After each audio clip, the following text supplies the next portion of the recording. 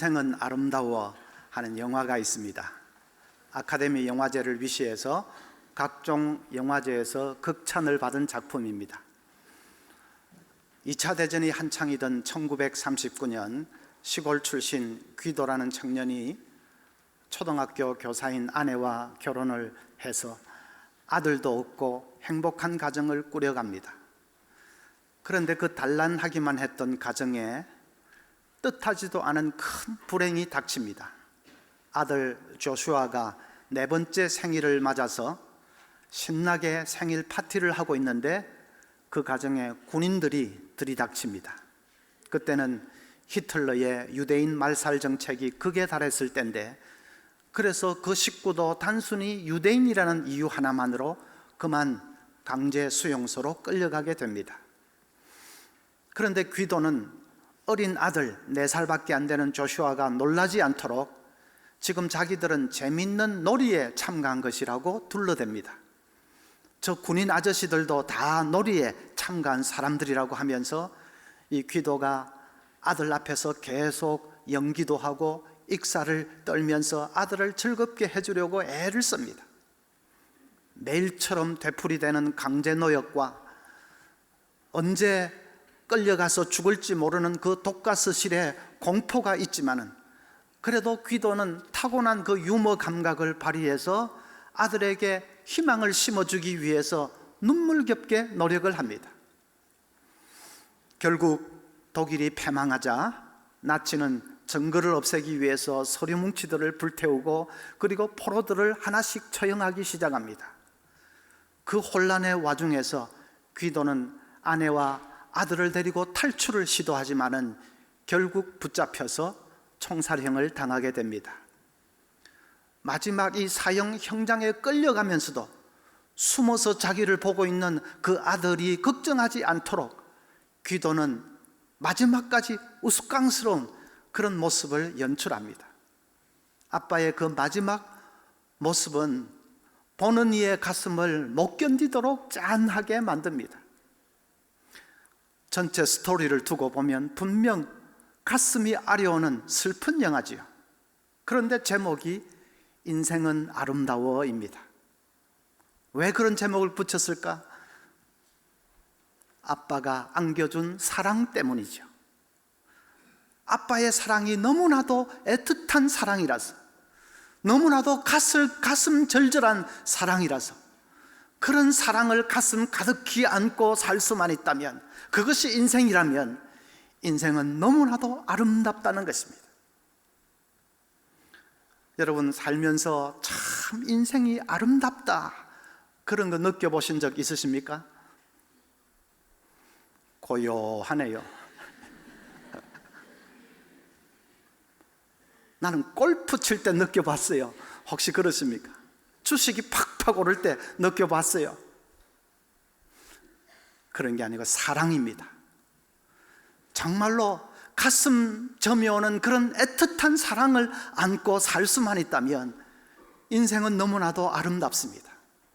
환경이나 조건은 상관없습니다. 수용소라도 괜찮습니다. 사랑만 있다면 사랑은 모든 것을 이기는 것입니다. 어떤 분은 목사님 얘기는 알겠는데 그런데 나는 그런 사랑 몰라요, 그런 사랑 받아본 적이 없어요, 아마 그런 분들 계실 겁니다. 그런 분들은 오늘 이 시간에 정말 잘 오셨습니다. 여러분이 말씀을 잘 들으셔야 됩니다. 만약에 누가 여러분에게 신장을 하나 떼주겠다 하면 어떨까요? 너무너무 고맙겠지요.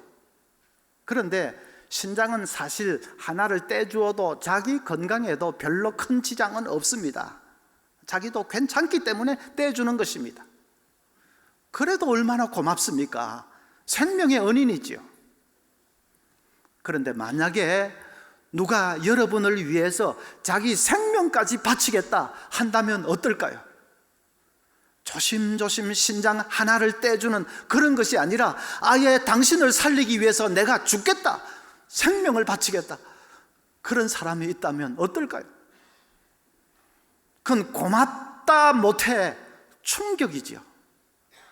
어떻게 그럴 수가 있을까? 충격이겠죠. 하나님이 우리를 위해서 그렇게 하셨습니다. 인간은 다 죄인입니다. 행동으로도 죄를 짓고 마음으로는 더 많은 죄를 짓습니다. 마음으로는 아마 하루에도 수십 번씩 도둑질도 하고, 마음으로는 하루에 수십 번씩 어쩌면 살인도 하고 음란한 짓도 합니다. 그래서 인간은 심판을 피할 수 없는 자들입니다. 우리 속에 가득한 이 죄 때문에 영원히 지옥 불못에 떨어져서 심판을 받아야 할 사람들입니다. 하나님이 이런 인간의 운명을 불쌍히 여기셨습니다. 그래서 자기 아들 예수 그리스도를 이 땅에 보내어서 우리가 받을 심판을 예수님이 대신 다 받게 하셨습니다. 혹시 지난주일 오신 분은 예수님이 십자가 위에서 얼마나 참혹한 죽음을 당하셨는지 보셨죠? 그거 예수님 자기 죄 때문에 그 무서운 일을 당하신 것이 아닙니다. 우리 죄값을 대신 치르기 위해서 예수님이 돌아가신 것입니다. 미국 어느 도시의 아파트에서 큰 화재가 났습니다. 여러 사람이 죽고 다쳤습니다. 그런데 그 중에 어떤 집은 아빠와 아기가 갇혀 있는데 주민들이 그 사실을 소방대원들에게 알려주었지만 불길이 너무 세서 들어갈 수가 없습니다. 밖에서 발만 동동 구르다가 불길을 잡고서야 황급하게 뛰어들어갔습니다. 놀랍게도 아기는 살아 있었습니다. 아빠와 아기가 화장실에서 발견됐는데 아기가 살아 있었습니다. 아기를 변기에 집어넣고 아빠가 자기 몸으로 그 위를 덮은 것입니다. 자기 몸을 방패막이 삼아서 그 거센 불길을 막아낸 것입니다. 그래서 아기는 살리고 자기는 타서 죽었습니다. 소방대원들이 그 모습을 보면서 너무나도 가슴이 아파서 눈물을 흘렸다고 합니다. 예수님께서 꼭 그렇게 우리를 구해 주셨습니다. 지옥의 그 무서운 심판의 불을 예수님이 십자가 위에서 우리 대신해서 대신 다 받으신 것입니다. 그래서 우리는 죄사함 받고 그리고 천국에서 영생 누리며 살 수 있도록 그렇게 만들어 주셨습니다. 저는 대학교 2학년 때 그 사실을 진짜로 깨닫게 되었습니다. 그전에는 그냥 어렴풋이 자꾸 교리로만 그렇게 듣다가 대학교 2학년 때 그 사실을 정말로 깨닫게 되었습니다. 그것은 충격이었습니다. 나를 위해서 죽어주신 분이 있다는 그것은 차라리 전율이고 충격이었습니다. 그런데 성경 보니까 그건 많이 아닙니다. 하나님은 내가 태어나기도 전에 벌써 나를 아시고 사랑하셨다고 했습니다. 내가 이 땅을 사는 동안에 축복의 길을 가도록 하나님은 늘 성령으로 인도해 주십니다. 내가 이 땅을 떠나는 날 천국에서 영원한 생을 누릴 수 있도록 천국을 예비해 주고 계십니다. 그 모든 사실을 깨달을 때에 인생이 너무너무 황홀해졌습니다. 아름답다 못해 정말로 황홀해졌습니다. 그래서 저는 대학 시절 전공하던 거 다 때려치우고 목사가 되기로 결심했습니다. 이 크고 놀라운 하나님의 사랑을 사람들에게 전해주는 그것보다도 더 기쁘고 보람된 일이 없다는 것이 분명해지니까 그래서 다 때려치우고 목회자가 되기로 결심을 했습니다. 그리고 지금 여기 서 있습니다. 그때 계속 그 전공 그 길을 따라갔다면 아마 해수부에 한 자리를 하고 있을 겁니다. 잘 됐다면 아마 장관쯤 되었다가 이번에 다 잘렸겠죠. 다 내려놓은 거 얼마나 잘 됐는지, 오늘 이 자리에서 정말 하나님의 그 생생한 사랑을 전할 수 있는 거 그 얼마나 감사한지 모르겠습니다. 여러분, 하나님의 그 놀라우신 사랑을 깨달으면 인생이 달라집니다. 인생의 그 색깔이 달라집니다. 인생은 아름다워 소리가 절로 나올 것입니다. 여러분 모두가 그렇게 되기를 간절히 바랍니다. 인생이 달라진다고 했는데 두 가지입니다. 첫째는 진정한 자신을 찾게 됩니다. 그것이 중요합니다. 자기가 자기를 바라보는 이 자상은 어릴 때부터 서서히 형성이 됩니다. 주로 주위 가까운 사람들의 나를 대하는 말이나 태도에 의해서 형성이 됩니다. 주로 부모지요. 부모가 늘 이 바보야, 넌 그것밖에 못 되냐, 이 바보야, 그 소리를 늘 듣고 자란 아이들은 나는 모자란 사람이구나 하는 부정적인 자아상을 가지게 됩니다. 이 못된 놈, 이 나쁜 놈, 늘 욕만 먹고 자란 아이는 나는 존재 가치가 없는 존재구나 하는 비관적인 자아상을 가지게 됩니다. 어릴 때 형성된 그 부정적인 자아상 때문에 평생을 열등감에 시달리면서 사는 사람들이 많습니다. 사람들 앞에 자신 있게 나서지도 못하고 늘 움츠러들고 자기를 향해서는 늘 비관적이고, 그래서 자기를 자학하면서 신음하면서 사는 사람들이 많습니다. 그런데 부모가 어릴 때 해주었던 그 말들이 그게 정확한 말이라고 꼭 하지 못하지 않습니까? 부모의 그 평가가 꼭 정확하다고 말할 수 있습니까? 부모 자신의 고집과 편견과 아집 때문일 수도 있지 않습니까? 아이들 노는 그 놀이동산 가보면 거울의 방이 있습니다. 온갖 종류의 거울이 온 사방을 이렇게 이 사방에 장식되어 있습니다. 어떤 거울 앞에 서면 내가 길쭉하게 보이고, 어떤 거울 앞에 서면 내가 영땅딸보처럼 이렇게 보이고, 어떤 거울 앞에 서면 얼굴은 불룩불룩, 그리고 이 하반신은 막 하마처럼.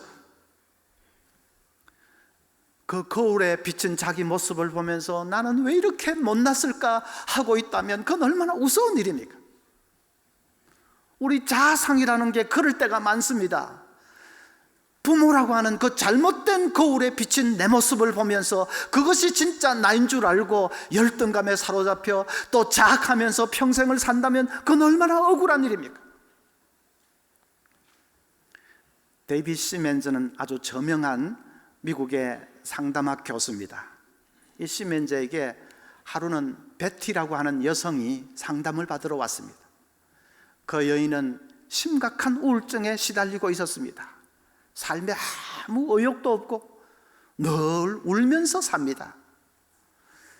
시멘즈 교수가 상담의 기법을 사용해서 쭉 대화를 하는 가운데 그 여인에게 있는 근원적인 문제를 알게 되었습니다. 아빠, 엄마가 결혼도 하기 전에 사고를 쳐서 자기를 낳았습니다.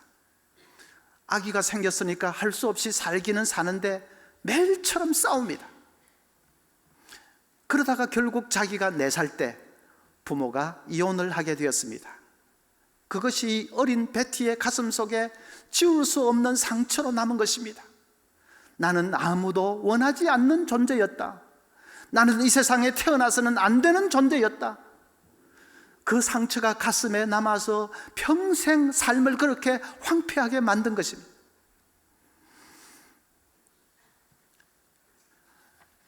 이제 시멘즈 교수가 말을 시켜보니까 베티는 그 4살 때 아빠 엄마가 마지막 싸우고 이혼하던 그 순간을 생생하게 기억하고 있었습니다.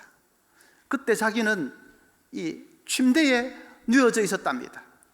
그런데 아빠 엄마가 서로를 저주하면서 무섭게 싸우다가 결국은 아빠가 가방을 챙겨가지고 집을 났습니다. 그 상황이 생생하게 떠올라서 그 자리에서 베티가 또 얼마나 통곡을 하면서 절규하는지요. 그런데 속에 있는 걸 다 이 토해내는 것은 치료에 도움이 되기 때문에 계속 그 시멘즈가 말을 시켰습니다. 베티, 당신이 그때 그 침대에서 말을 할 수 있었다면 무슨 말을 했을 것 같아요? 그랬더니 베티가 외마디 소리를 지릅니다. 아빠, 아빠, 가지마. 그건 놀랍게도 어른의 목소리가 아니라 4살배기 아이의 목소리였습니다.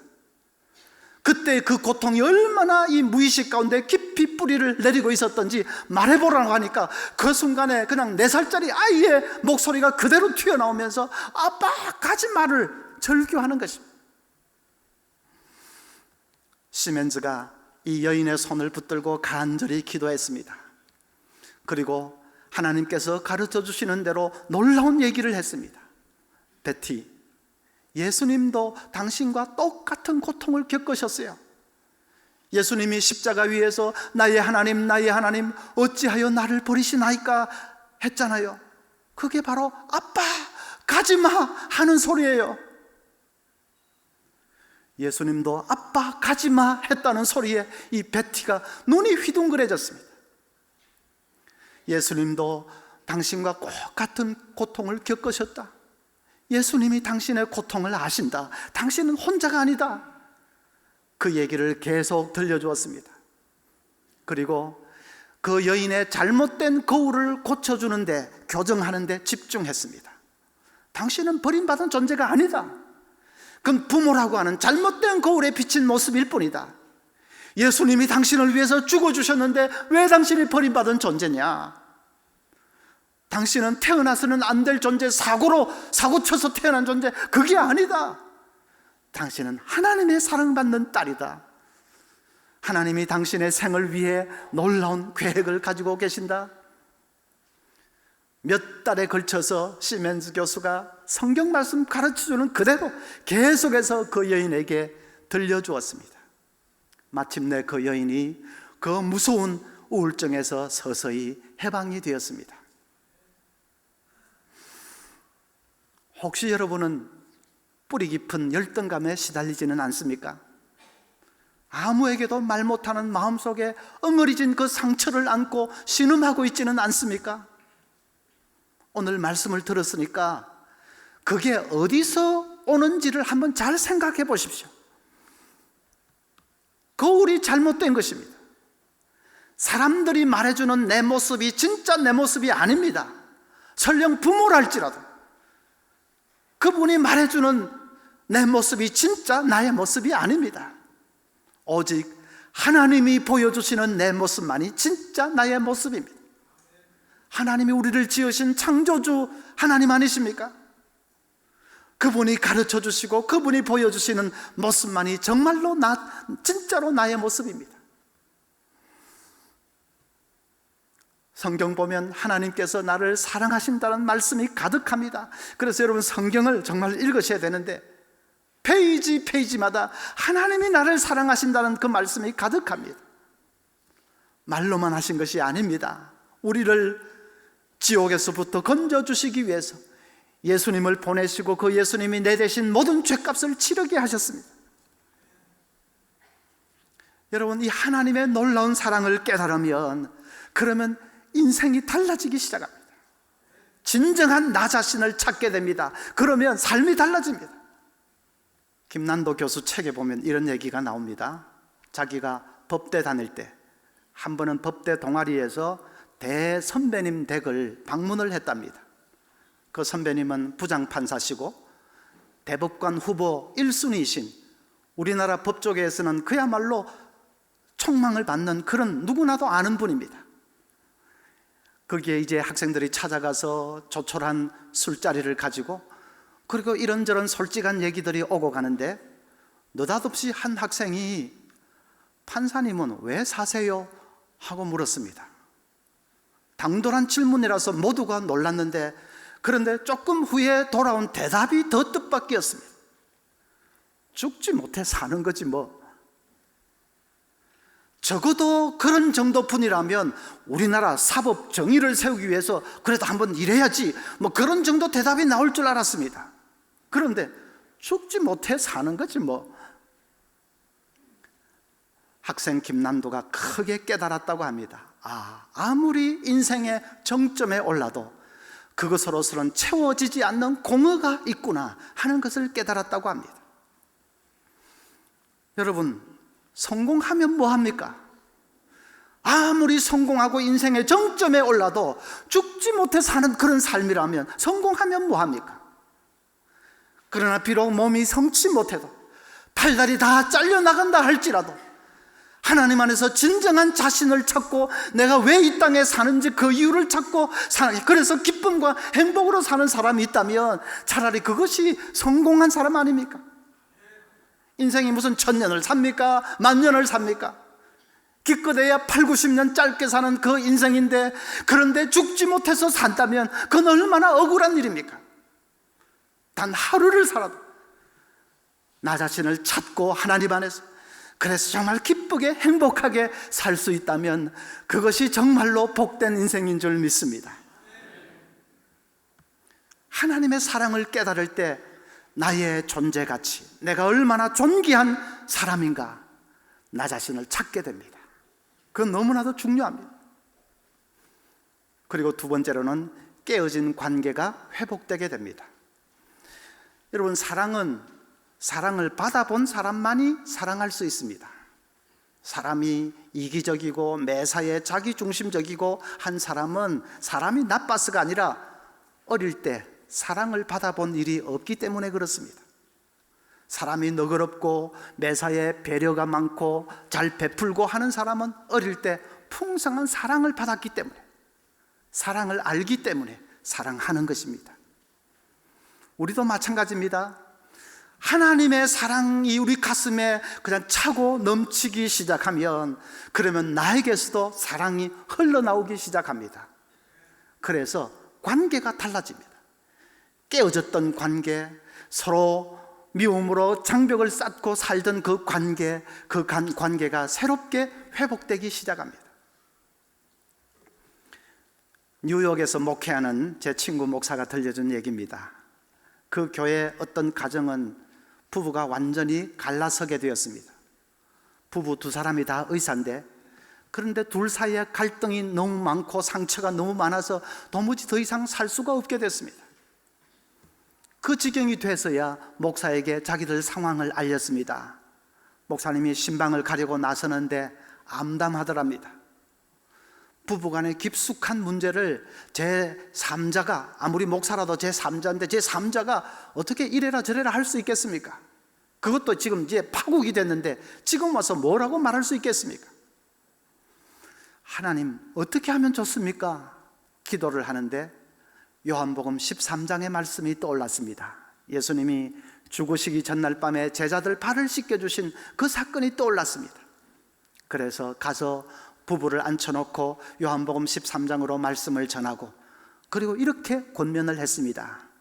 예수님이 제자들 발을 씻기신 후에 너희도 가서 이와 같이 하라 하셨지 않습니까? 그러니까 두 분도 이 시간에 서로 발을 씻겨 주십시오. 그리고 나서 헤어지든지 말든지 하고 일단 발을 씻겨 주십시오. 주님 말씀은 순종해야 되지 않겠습니까? 다행히 부부가 그 말을 따랐습니다. 대야에 물을 떠놓고 이제 서로 발을 씻겨주기 시작합니다. 그러는 가운데 그 굳어졌던 마음이 녹아지기 시작했습니다. 그 발도 만져보니까 온기가 흐르는 사람의 발입니다. 좋든 싫든 30년을 함께 살아온 내 남편의 발이고 아내의 발입니다. 그런데 그 발이 어떻게 그렇게 멀게만 느껴졌는지, 남편은 남편대로, 아내는 아내대로, 내가 진작 이렇게 숙여질 수만 있었다면 이 지경까지 가지는 않았을 텐데 하는 회한의 정이 사무쳐 옵니다.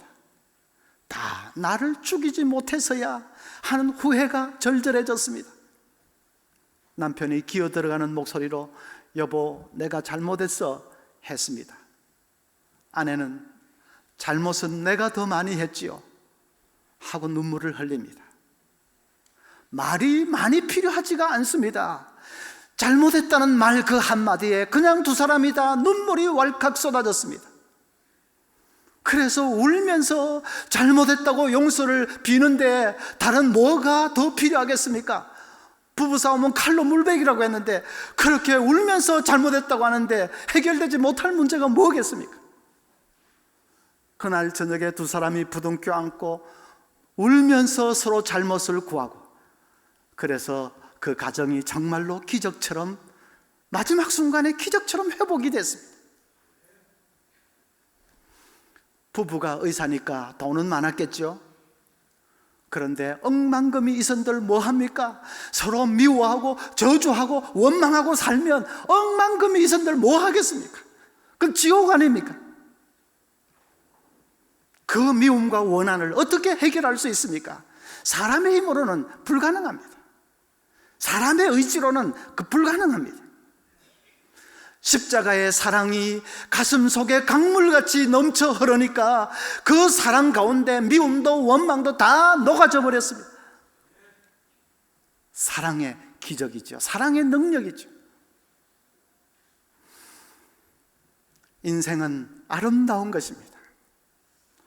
부부가 서로 관계가 회복되고 서로 사랑하면서 가정에서 천국을 누릴 수 있다면 인생은 너무나도 아름다운 것입니다.